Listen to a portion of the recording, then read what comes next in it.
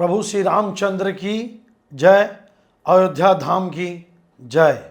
अयोध्या के राजा रामचंद्र जी इस धरती के पुण्यम प्रतापी भगवान 500 सालों के बाद प्रभु राम जी अपने भव्य महल मंदिर में लौटे और ऐसे समय में राम मंदिर में वहाँ के नोट गिनने वाले कर्मचारियों के द्वारा लगातार चोरी की घटनाएं सिर्फ भारत ही नहीं, दुनिया के राम भक्तों, सनातनियों और जिनको भी देश से प्रेम है, जिनको भी हिंदू और सनातन से प्रेम है, उनके मन में एक असहनीय पीड़ा, दर्द, तकलीफ और भयंकर आक्रोश पैदा करता है।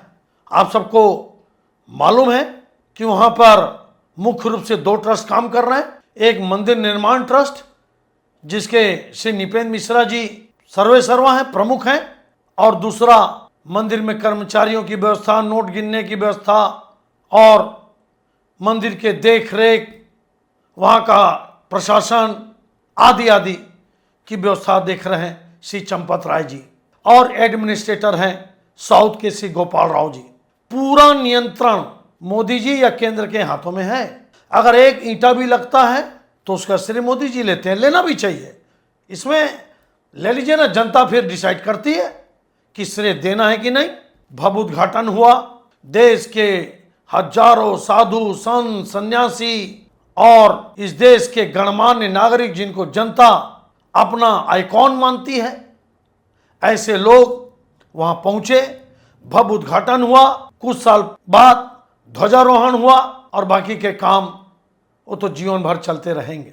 टिन्नू यादव जी जो श्री चंपत राय जी के ड्राइवर थे, पहले ऑटो चलाते थे, कल ही खबर आया कि उनके घर में सोना बरामद हुआ। 20-20, 25-25 हजार के सैलरी पाने वाले लोग सिर्फ अयोध्या में नहीं, लखनऊ में, प्रयागराज में, न जाने कहां कहां। गोपाल राव जी के एक रिश्तेदार जो भाई भतीजे जो हैं, लगातार आंध्र प्रदेश में ट्रेनों में भर भर के बोरा का जाना, खाली लोगों का फ्लाइट से आना, टिन्नू यादव जी का करोड़ों का मकान, सोना बरामद होना, पैसा बरामद होना। इसके अलावा मनीष यादव, केडी तिवारी, अनुकल्प मिश्रा और लवकुश मिश्रा, ये मुख्य रूप से अभी जांच के कटघरे में है। एसआईटी बन चुकी है। लेकिन दुख का विषय यह है कि राम मंदिर का प्रशासन और राम मंदिर निर्माण ट्रस्ट ये मोदी जी और केंद्र सरकार अपने हाथ में रखे हैं, योगी बाबा के हाथ में नहीं है। अगर अभी योगी बाबा जी के हाथ में होता, एक तो चोरी नहीं होता, अगर चोरी करने की किसी की हिम्मत हुई होती तो न जाने इन डकैतों, चोरों, पापियों, राक्षसों, मलेच्छों, बेईमान, लुटेरों के घर में बुलडोजर चल गया होता और जेल के शिक्षों के पीछे ये अपनी पूरी जीवन बर्बाद कर दिए होते। शायद एफआईआर अभी तक नहीं हुआ।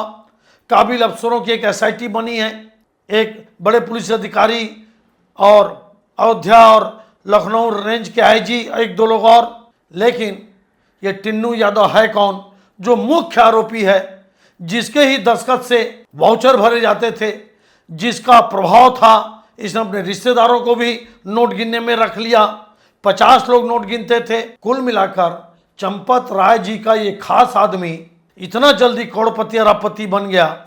और फिर चंपत राय जी इसको इतना पावर दे के कैसे रखे थे, तो क्या चंपत राय जी को नैतिकता के नाते प्रभु राम जी के श्रद्धा से, प्रेम से, पूजा से अनुसरण करते हुए उनसे प्रेरणा लेते क्या इस्तीफा नहीं देना था? क्या अपने आप को पूरे अयोध्या के जो ट्रस्ट है, मंदिर प्रशासन ट्रस्ट, उससे अलग नहीं हो जाना था अभी तक? और मोदी जी उनको अभी तक अलग क्यों नहीं किए? क्या मोदी जी चंपत राय जी को जेल भेजेंगे? क्या मोदी जी चंपत राय, क्योंकि इन्हीं का आदमी हो टिन्नू यादव, इन्हीं का आदमी है। देखिए आप तिरुपति मंदिर में, मेरे को जहां तक जानकारी है, आप बताइएगा कि मैं सच बोल रहा हूं कि नहीं, लंबा पुलिस प्रशासन, ईमानदार लोगों की टीम नोट गिनती है, 24 घंटा कैमरे के सर्विलांस में गिनती होती है, बनियाइन पहन के लोग नोटों की गिनती करते हैं, वहीं पर सब कुछ तय हो जाता है, वहीं पर सब रख रखाव फाइनल हो जाता है। यहां क्या होता था? कोई महिला, कोई दानदाता सोना चांदी मणि माणिक्य चढ़ाया, पता नहीं वो दान पात्र में गया कि नहीं। दूसरा, बताइए आप सीसीटीवी कैमरा बंद कर देते थे। बताइए आप चंपत राय जी क्या कर रहे थे फिर? ये सीसीटीवी और फिर फुल शर्ट का हाथ पहन के, शर्ट पहन के हाथ में, और अंदर 500 2 हजार जो भी बड़ी बड़ी गड्डियां अंदर पार, स्टेट बैंक के कर्मचारी सब मिले हुए लगभग लोग। और फिर क्या चंपत राय जी को पता नहीं चला? क्या जब टिन्नू यादव जब 20 साल पहले से उनके साथ है या जब से है, तब वो कितना गरीब था, आज इतना करोड़पति अरबपति कैसे बन गया? क्या चंपत राय जी को नहीं पता? कुल मिलाकर दान पत्र लगभग 3,000 करोड़ रुपया का दान चढ़ा ऐसा बताया जाता है। और चोरी कैश के पैसों में, बड़े नोटों में, सोना में, चांदी में क्या करते थे? जो हार बताते हैं वहां पे जाने वाले लोग कि असली हार को चोरी कर लेते थे, असली कंगन को चोरी कर लेते थे, और नकली या हल्के वेट का सोना या चांदी रख देते थे। ये बड़ा भयंकर पाप और अधर्म है। मैं तो मानता हूं कि इससे मोदी जी की भी साखगिरी। अगर मोदी जी आप अगर मंदिर निर्माण की भव्यता, प्रभु राम जी का जो घर वापसी, या प्रभु राम जी का अपने दुखों और कष्टों से हटाकर जब अपने घर आए, भव्य महल में आए, तो इसका श्रेय आप लिए, तो इस चोरी, डकैती, लूट का आपके ऊपर इसका छींटा कैसे नहीं आएगा?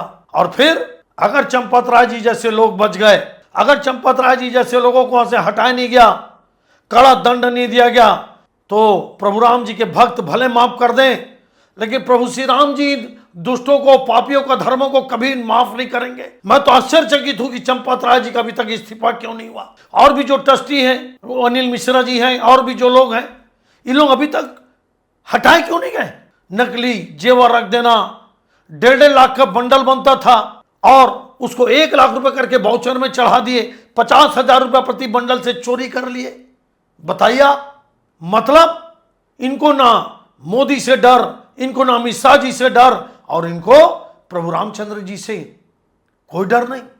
दंड इतना भारी पड़ेगा, जीवन भर भोगेंगे और कुत्ते की मौत मरेंगे जितने भी दोषी और पापी अधर्मी लोग हैं, जिन लोगों ने करोड़ों करोड़ों राम भक्तों के भावनाओं के साथ खिलवाड़ किया, जिन लोगों ने आस्था पर चोट पहुंचाया। अब हमको यह देखना है कि मोदी जी छोटी छोटी बातों का आश्रय लेते हैं। जनता देखती है सब। आपको 3 बार सीएम बनाई, आपको 3 बार प्राइम मिनिस्टर बनाई, लेकिन इस अक्षम्य अपराध को जनता या राम भक्त कैसे लेते हैं, यह बहुत बड़ा प्रश्न है। और यह खेल आज का नहीं है, ये महीनों वर्षों से चल रहा है खेल। और फिर करोड़ों अरबों का लेन देन, बेईमानी, लूट, कैसे इन लोगों को पता नहीं है? कैसे पता नहीं?